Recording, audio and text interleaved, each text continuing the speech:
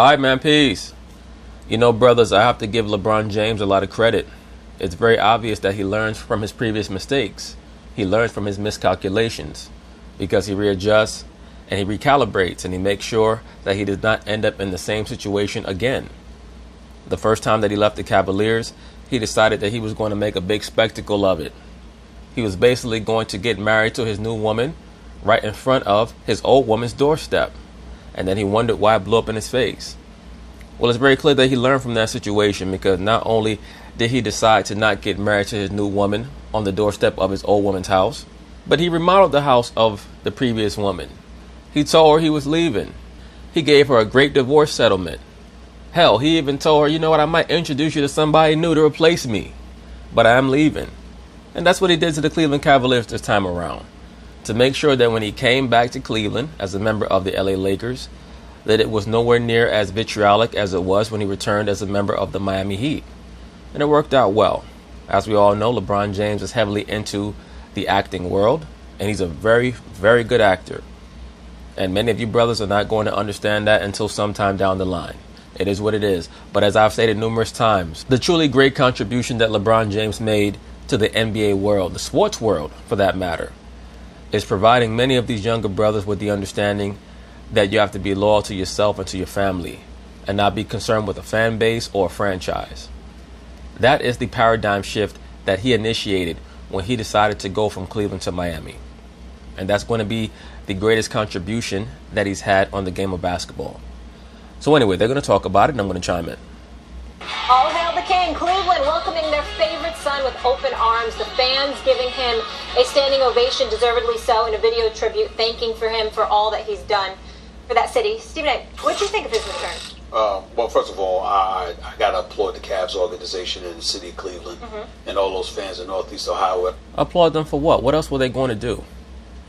The dude, in concert with Nike and his foundation, refurbished an old school and made himself the face of it, just so that he made sure that he would assuage any ill feelings that might have been generated by him leaving Cleveland. I mean, there was no way that they were going to boo him after what he was attributed with being the head of, that being a quote-unquote school. That's the easiest way to build good press, by making public gestures towards children or battered women. Whoever showed up to the game, they did an outstanding tribute to him. It was well-deserved. We all know what LeBron James has done for that area, that community, and what have you. And, you know, you can look at him all you want to, and you can... Well, the greatest thing that LeBron James has done for that entire area is being an asset that is worth in the hundreds of billions of dollars, really, to be honest with you.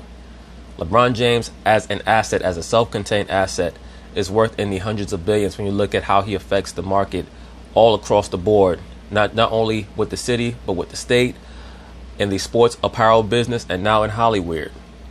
You can have whatever critique that you have, which I certainly have from time to time, but it's just undeniable what he's meant to that area and what he's done for it economically and beyond. And so I tip my cap to them for recognizing him, because they gave him precisely what he deserves.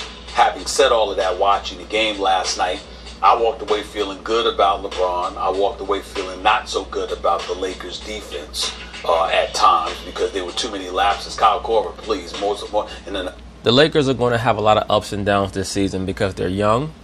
They're not quite sure what to do on offense, and defensively, sometimes they can be a little bit disjointed. An important game, either drilled that shot. And we'll get into LA. That's right. So I'm just looking at it from that standpoint, but the ovation was great. I found myself thinking that that's a problem. The reaction to him was so much different the second time around. Yes. What were the differences? Stephen A. was talking this morning about it. The difference is he wins a championship. He chooses to come back. He wins a championship. He finishes unfinished business. And all of those Bless you. And so I understand there's a difference, and then he doesn't make as big a deal about the decision and leaves.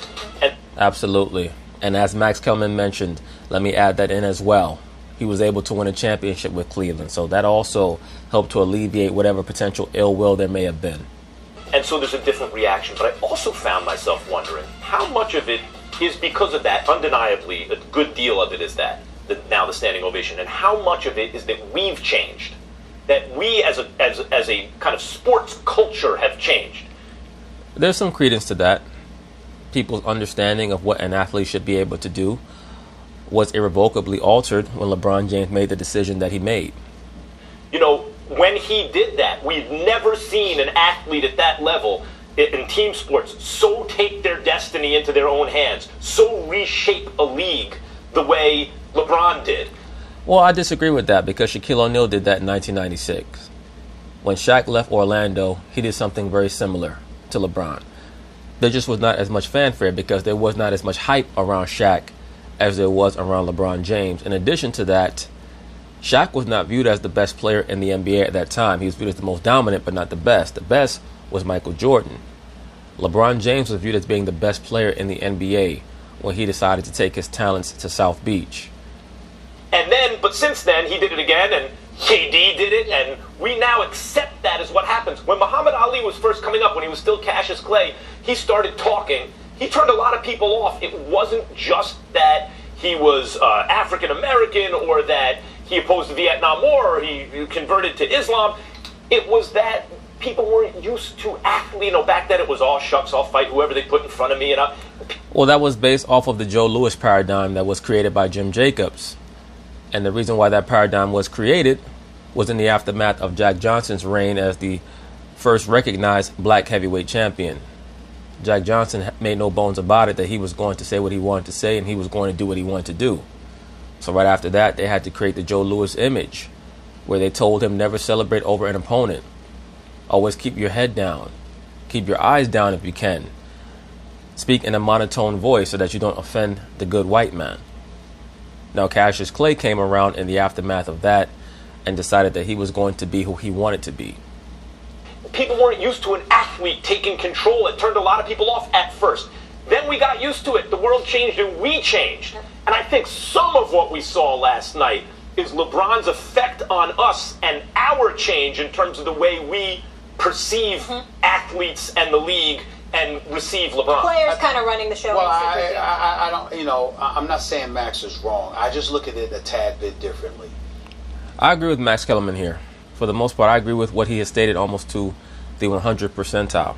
Because not only did LeBron James change the way many of these potential free agents viewed themselves and what the scope of their possibilities were, he and also Chris Paul have been able to optimize how much money the players have been able to make while they're in the NBA. I think about Floyd Money Mayweather, and the effect that he's had on professional athletes. I can't tell you how many athletes I've seen walk up to Floyd Money Mayweather to get his advice, to talk to him. Of course, because he has a ruling class mentality. LeBron James used to ask Floyd Mayweather for advice back in around 2011, 2012. Once again, Floyd Mayweather was the only athlete who was speaking about quote-unquote race issues back then. He was the one who stated during the Linsanity time period that the only reason why the NBA and the media were making such a big deal about Jeremy Lin was because he was Asian. And Floyd Mayweather stated that numerous top-level NBA stars hit him up through social media to thank him for saying that. About being that, having that maverick kind of mentality and taking chances. Then you look at LeBron and you see what he's done, what Max just articulated and elocuted.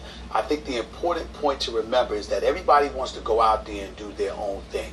But there's got to be something in it for someone other than just yourself. What I mean by that is that when you go out there and you win, your box office along the way, think about the monetary benefits that spreads far and extends far beyond you. It's not just about doing what you want to do.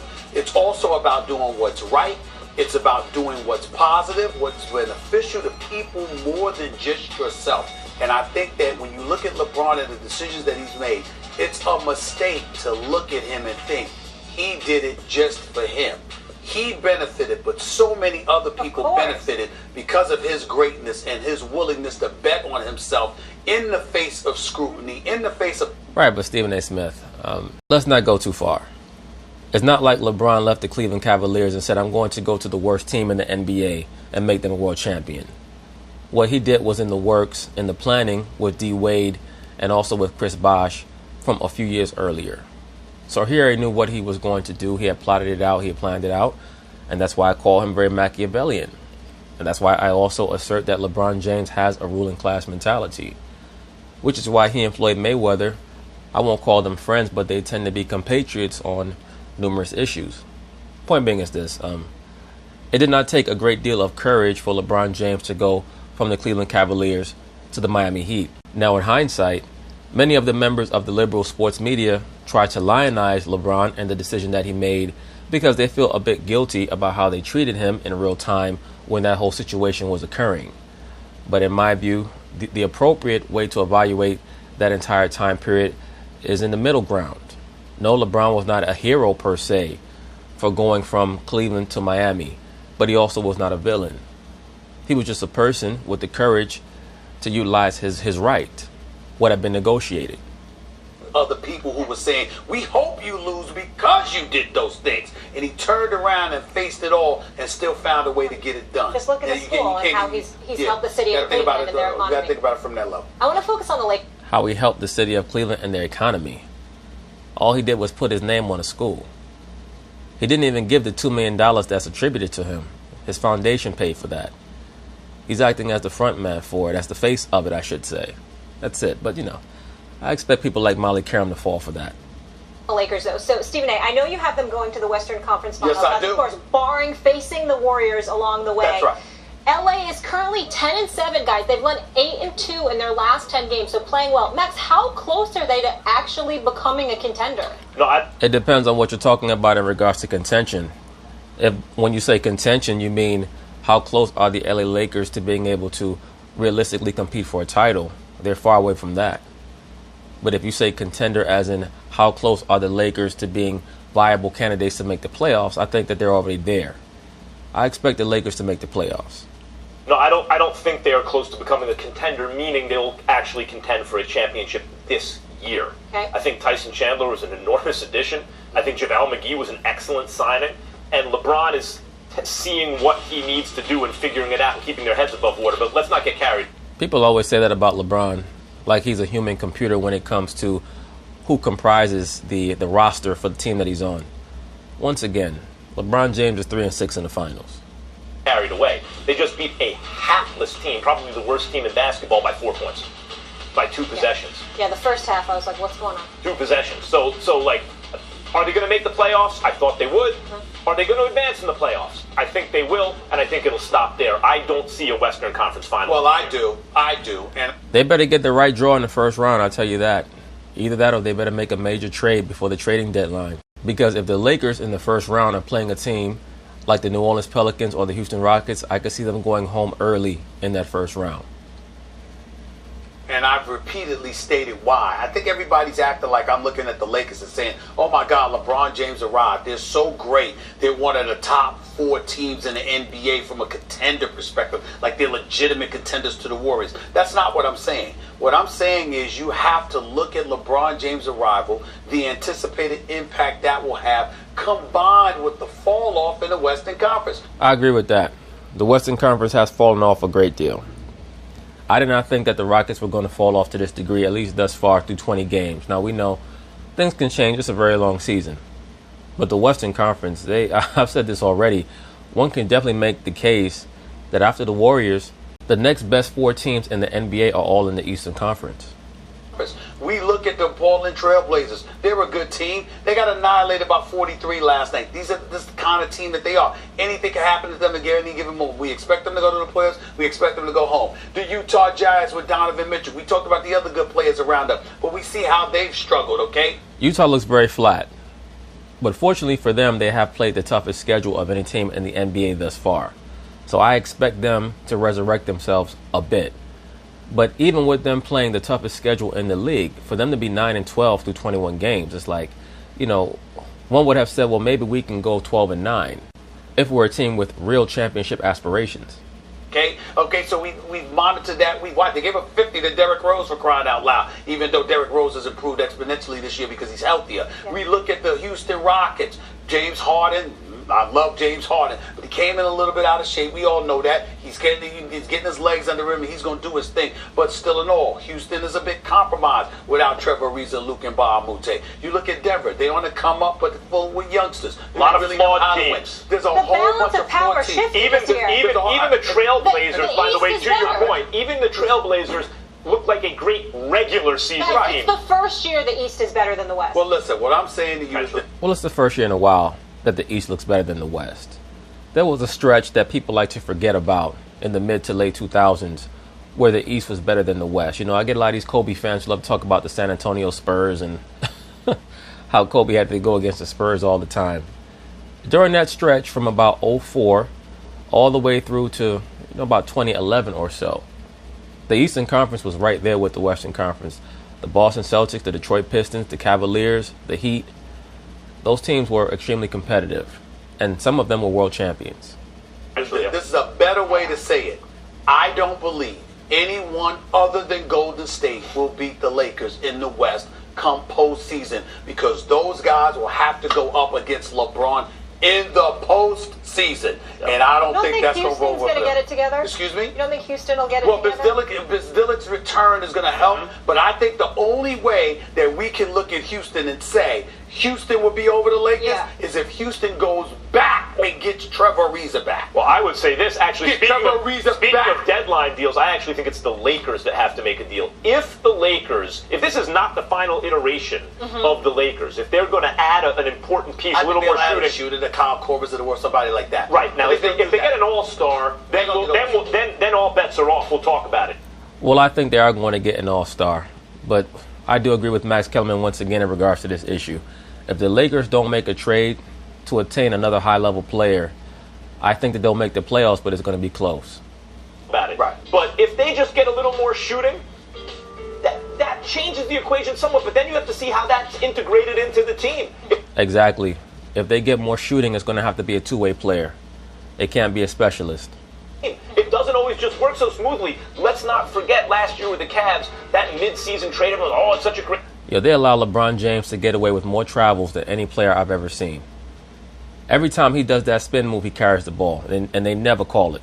Such a great trade. No, it wasn't. It was okay. LeBron lost his mind in the playoffs and was facing flawed teams. Yes, Stephen A., as he's facing in the West this year, but the difference was those flawed teams were missing, like the Celtics were missing important pieces. Yeah. Toronto didn't have a Kawhi Leonard. This year in the West, he's going to be facing much more formidable obstacles on his way to a conference finals. Of course, but the West is much worse than we expected. Yes. And they did start 2-5 and 8-2 in the last 10 games, so they are getting it together. We will leave it there, guys. But anyway, we'll see how things turn out for Mr. LeBron James and his LA Lakers squad. As of right now, I have them probably going out in the second round, but it's fluid. Things can change depending on who they trade for and how well they play. Last night I saw them get their doors blown off by the Denver Nuggets. So I expect this entire season to be very topsy-turvy for the Lakers, and at some point I do believe that Adam Silver is going to assist them in some way. So peace.